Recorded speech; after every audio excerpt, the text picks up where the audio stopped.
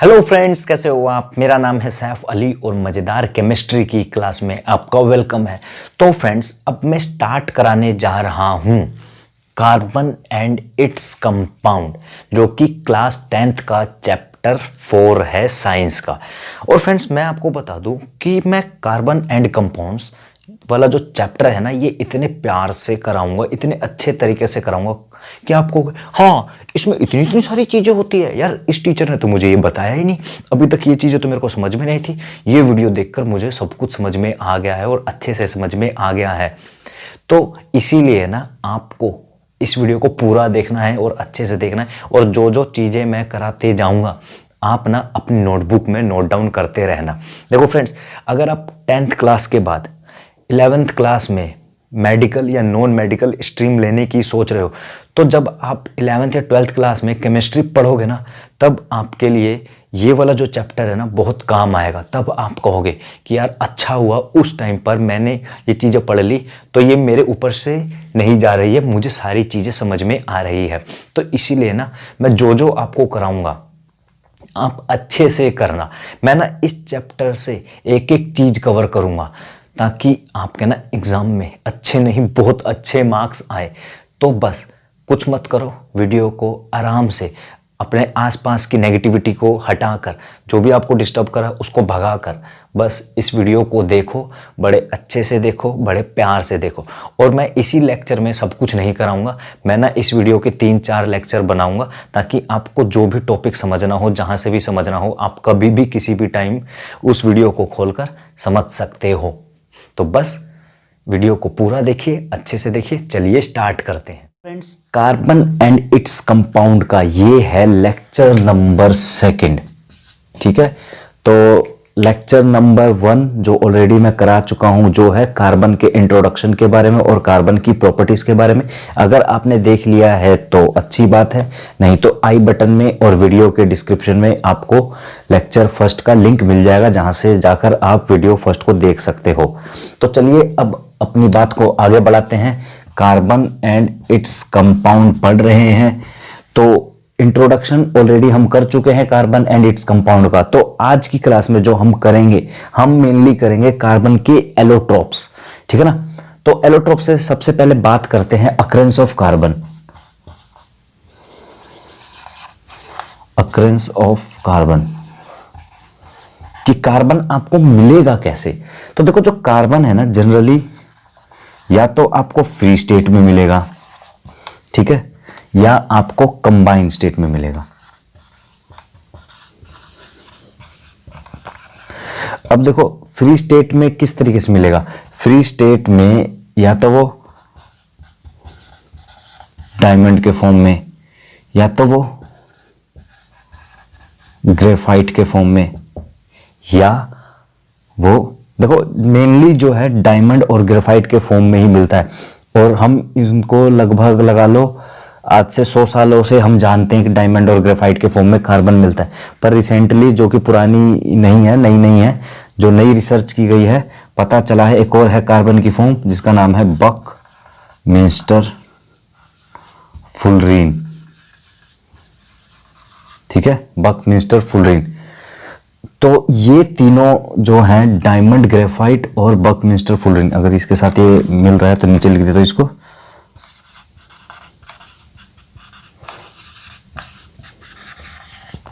हाँ, तो फ्रेंड्स, ये 3 स्टेट है कार्बन की जो कि फ्री होती है, मतलब ये पूरे का पूरे प्योर कार्बन है। अब इनमें फर्क क्या है, तो इनमें जो फर्क है ना, वो है फिजिकल प्रॉपर्टी का। Physical property.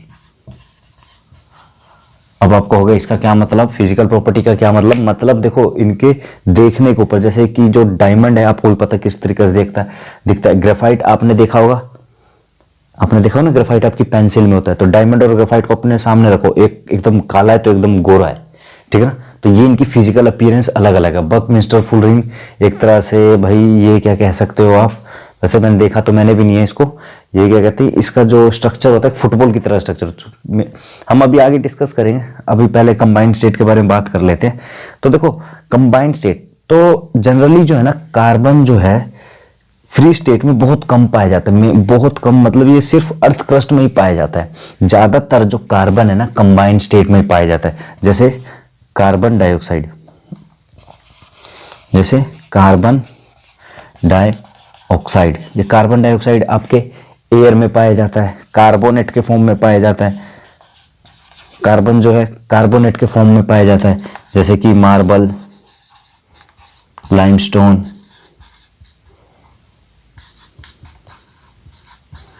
यहां पे कार्बन होता है और वो होता है कंबाइंड फॉर्म में, चौक भी है, ठीक है ना, चौक में भी कार्बन होता है पर वो कंबाइंड फॉर्म में होता है। और ले लो फ्यूल ले लो, ठीक है ना, फ्यूल में जैसे हो गया आपका पेट्रोल, ठीक है, नेचुरल गैस हो गई है, तो इनमें भी कार्बन होता है पर कंबाइंड फॉर्म में होता है, फ्री स्टेट में नहीं होता। और भी है हमारी, जैसे कि ऑर्गेनिक कंपाउंड होंगी, ऑर्गेनिक कंपाउंड जैसे कि फैट, ठीक है ना, जिसके बॉडी में फैट है ना, समझो उसमें कूट कूट के कार्बन भरा हुआ है, फैट हो गया आपका, प्रोटीन हो गया, स्टार्च, ठीक है ना, स्टार्च हो गया, कार्बोहाइड्रेट भी कह सकते हैं, कार्बोहाइड्रेट। तो ये क्या कहते हैं, ऑर्गेनिक कंपाउंड है, यहां पर कार्बन होता है पर कंबाइंड स्टेट में होता है, ठीक है ना। ज्यादातर जो कार्बन होता है कंबाइंड स्टेट में होता है, बस फ्री स्टेट में बहुत कम पाया जाता है, वो भी अर्थ क्रस्ट में। और ज्यादातर किस में पाया जाता है, डायमंड, ग्रेफाइट और थोड़ा बहुत बकमिंस्टर फुलरिन। ठीक, तो चलिए अब जो हमारा मेन टॉपिक है एलोट्रॉप्स। अब एलोट्रॉप्स देखो, जो डायमंड, ग्रेफाइट और बकमिंस्टर फुलरिन है, इनके ये आपस में एक दूसरे से किस बेसिस पे अलग हैं, फिजिकल प्रॉपर्टीज के बेसिस पे अलग। तो जो एलिमेंट, मतलब जिस एलिमेंट की अलग अलग वैरायटी होती है, जैसे कि कार्बन की वैरायटी है डायमंड, ग्रेफाइट, बकमिंस्टर फुलरिन, तो ये इसके क्या कहलाएंगे, एलोट्रॉप्स। ठीक है, ये इसके क्या कहलाएंगे, कार्बन के एलोट्रॉप्स। क्योंकि ये कार्बन ही है बट फिजिकल प्रॉपर्टीज अलग होने की वजह से ये आपस में अलग हैं। तो चलिए एक एक करके इनको डिस्कस करते हैं।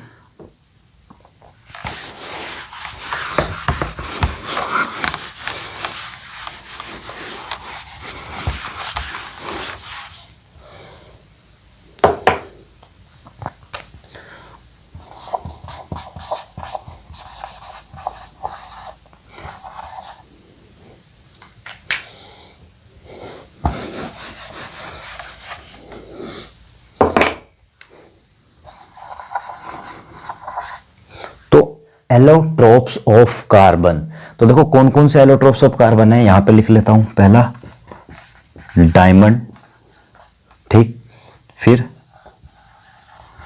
ग्रेफाइट एंड देन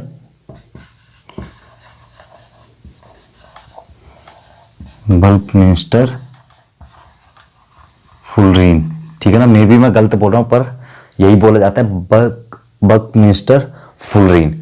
ठीक है, तो अब डायमंड, ग्रेफाइट और बकमिंस्टर फुलरिन के बारे में डिस्कस करते हैं। देखो जो ज्यादा जानकारी हमारे पास अभी तक है ना, वो डायमंड और ग्रेफाइट की ही है।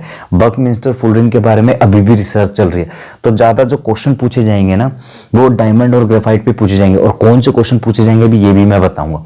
तो देखो डायमंड क्या है, बहुत हार्ड है, और अगर बात की जाए ग्रेफाइट की, तो ये इससे सॉफ्ट है। ठीक है ना, ये इससे क्या है, सॉफ्ट है। अगर दोनों का मेल्टिंग पॉइंट देखा जाए, तो दोनों का मेल्टिंग जो पॉइंट है वो क्या है, बहुत हाई है। और देखो जो मेन बात है, दोनों के दोनों कार्बन है ये, ठीक है ना, ये क्या है, प्योर कार्बन है पूरा का पूरा। इसका मतलब प्योर कार्बन का मतलब जो डायमंड है ना, वो पूरा का पूरा कार्बन से ही बना हुआ है। ग्रेफाइट जो है ना, वो भी पूरा का पूरा क्या बना हुआ है, कार्बन से ही बना हुआ है। अब आप कहोगे ये हमें कैसे पता चला, तो देखो जब भी हम कार्बन, वो डायमंड को या ग्रेफाइट को बर्न करेंगे, जो कि कार्बन है, किसकी प्रेजेंस में, ऑक्सीजन की प्रेजेंस में, तो ये क्या देगा, ये हमें देगा कार्बन डाइऑक्साइड। ठीक है ना। अब हमें पता करनी है कि अगर ये गैस कार्बन डाइऑक्साइड है, तो इसको ना लाइम वाटर से पास कराएंगे, इस गैस को, कार्बन डाइऑक्साइड को। अगर लाइम वाटर मिल्की में कन्वर्ट हो जाता है, लाइम वाटर बोले तो नींबू का पानी नहीं, कैल्शियम हाइड्रोक्साइड, ठीक है ना, तो CO2 किस में कन्वर्ट हो जाएगा, CO2 पूरा का पूरा मिल्की वाटर बन जाएगा, जैसे दूध सा बन जाएगा। तो आप कह सकते हो कि ये वाली गैस कौन सी गैस है, ये कार्बन डाइऑक्साइड गैस है। तो ये प्योर कार्बन है। तो अब देखो, तो प्योर कार्बन है ना, तो इनमें जो फर्क होगा ना वो सिर्फ किसका फर्क होगा, फिजिकल प्रॉपर्टी का, ठीक है ना। फिजिकल प्रॉपर्टी ही डिफरेंट, इन दोनों के बीच में डिफरेंट है, ठीक है ना। तो यहाँ पे भी लिख देता हूँ फिजिकल प्रॉपर्टी डिफरेंट है, पर केमिकल प्रॉपर्टी दोनों की सेम है। जैसे मैंने बताया ना कि चाहे आप ग्रेफाइट को जलाओ या डायमंड को जलाओ, ठीक है ना। हाँ, बकमिंस्टर को अकेला छोड़ रखा है, इसको भी जला दो तो आपको क्या मिलने वाला है, कार्बन डाइऑक्साइड, ठीक है ना। दोनों सॉलिड के फॉर्म में ही होते हैं, पर ये ज्यादा हार्ड होता है, ये सॉफ्ट होता है, ठीक। अब देखो इसमें जो मेन क्वेश्चन आता है वो ये आता है कि देखो जो डायमंड है do not conduct electricity, do not conduct, अरे यार जगह ही नहीं बची, इलेक्ट्रिसिटी, ठीक है ना। जबकि, ठीक है ना, मैंने इसी पे लिख दिया, जबकि ये क्या करता है, कंडक्ट इलेक्ट्रिसिटी। अब जो आपका मेन क्वेश्चन आएगा वो यहीं से ही आएगा, डू नॉट कंडक्ट इलेक्ट्रिसिटी और कंडक्ट इलेक्ट्रिसिटी। तो ऐसा क्या है भाई, इसके हैं तो दोनों कार्बन ही, इसके पास ऐसी क्या खासियत है कि इलेक्ट्रिसिटी को कंडक्ट करता है, बताते हैं। तो थोड़ा बहुत इसके बारे में भी जानकारी दे दे। तो देखो बकमिंस्टर फुलरिन एक क्या है, देखो ये है ना 60 कार्बन का क्लस्टर है, ठीक है ना। मार्कर चल नहीं रहा है, दूसरा वाला मार्कर कहाँ गया मेरा, ये में ही पड़ा है, निकाल लेता हूँ। हाँ, तो बकमिंस्टर फुलरिन क्या है, 60 कार्बन का क्लस्टर है, ठीक है ना। मतलब इसका जो स्ट्रक्चर होता है ना, फुटबॉल की तरह स्ट्रक्चर होता है।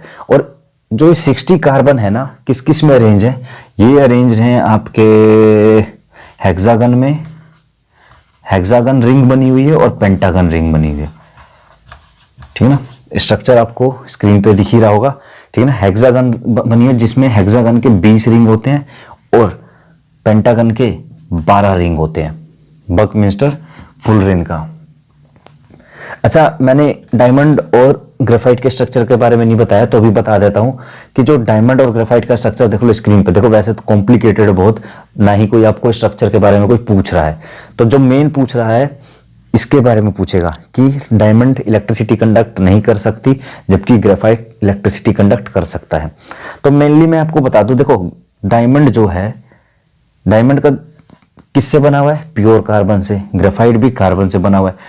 अब ग्रेफाइट के केस में क्या है और डायमंड के केस में क्या है, इसके जो एक कार्बन है ना वो क्या है, चारों कार्बन से अटैच्ड है। एक कार्बन जो है चारों कार्बन से अटैच्ड है और ऐसे कर करके पूरा का पूरा एक जाइंट मॉलिक्यूल बना लेते हैं।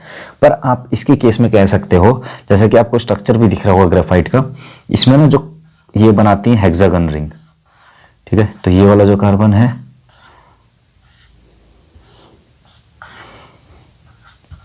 ये ऐसे ही कर करके ये बन जाती हैं सीट, ठीक है ना। और ये जो मैंने क्या कहा था, इसका नेचर सॉफ्ट होता है क्योंकि इसमें जो होती है ना ग्रेफाइट की, जो इसमें ना लेयर बनी रहती है, ये ऐसे शीट बनी रहती है, ठीक है ना। और ये आपस में एक दूसरे से वीक वैंडरवॉल फोर्स से हेल्ड है, ठीक है ना। एक तरह का फोर्स है, ठीक है। 11th में आपको ये ज्यादा समझ में आएगा, अभी मैं कुछ भी बोल लूंगा फालतू में टाइम भी खींचेगा और शायद ऊपर से निकल जाए, ठीक। तो मतलब ये काइंड ऑफ फोर्स है दो एटम के बीच में, ठीक है ना। कौन सा, वीक वैंडरवॉल फोर्स, ठीक है। तो यहाँ पे मेनली आपको क्या समझना है कि जो एक कार्बन है ना वो 3 कार्बन से अटैच्ड है, ठीक है। एक कार्बन किससे अटैच्ड है, 3 कार्बन से। यहां पर एक कार्बन किससे अटैच्ड है, 4 कार्बन से। और आपको पता है कार्बन कितने बॉन्ड बना सकता है, कार्बन 4 बॉन्ड बना सकता है। तो अब जब कार्बन 4 बॉन्ड बना सकता है, यहां पे देख सकते हो आप, इसके चारों इलेक्ट्रॉन हो गए हैं बिजी।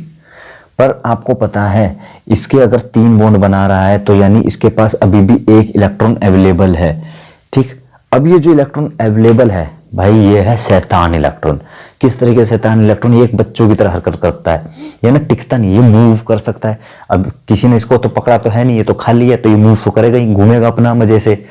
तो अब आपको भी पता है कि अगर इलेक्ट्रॉन मूव कर रहा है तो उसको बोलते हैं करंट, मतलब वहां पे करंट आ जाता है। तो बस ये भी शैतान इलेक्ट्रॉन है, जब ये मूव कर सकता है, इधर उधर घूम सकता है, तो इसका मतलब ग्रेफाइट इलेक्ट्रिसिटी कंडक्ट कर सकता है, ठीक है ना।